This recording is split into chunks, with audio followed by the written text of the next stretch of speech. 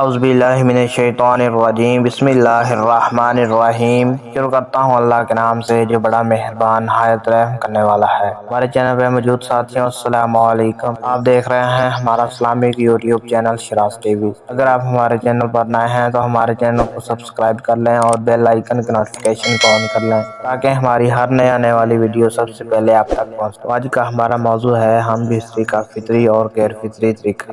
دماغ کا فطری طریقہ تو یہی ہے کہ عورت نیچے ہو اور مرد اوپر رہے، چنانچہ سارے حیوانات اسی طریقے پر عمل کرتے ہیں اور سورۃ اعراف کی آیت نمبر 199 میں یہی طریقہ نہایت لطیف اشارے میں بیان کیا گیا ہے، جس کا ترجمہ یہ ہے: جب مرد نے عورت کو ڈھانپ لیا تو اس کا ہلکا سا حمل رہ گیا۔ اس صورت میں یہی ہو سکتا ہے کہ عورت نجت لیٹے اور مرد اس کے اوپر پیٹ لیٹے، تو اس طرح مرد کے جسم سے عورت کا جسم ڈھانپ جاتا ہے۔ اس طریقے میں زیادہ تر راحت و آسانی ہے، عورت کا بھی مشقت نہیں اٹھانی پڑتی۔ نیز اس تکرار عمل کے لیے بھی یہ طریقہ مفید ہے۔ شیخ الرئیس حکیم ابو علی سینا نے بھی اپنا کلیات قانون طب میں اس طریقے کو پسندیدہ بیان کیا ہے۔ شیخ الرئیس کے نزدیک جماع کے تمام شکلوں میں بڑی شکل یہ ہے کہ عورت مرد کے اوپر ہو اور مرد نیچے چست لیٹا ہو، کیونکہ اس صورت میں منی مرد کے عضو میں باقی رہ کر مضاعف کا وظیف بن جاتی ہے، باعث بنتی ہے۔ تو کیسی لگی ہماری ویڈیو کمنٹس کر کے لازمی بتائیں، اور ویڈیو کے آخر میں آپ سے گزارش ہے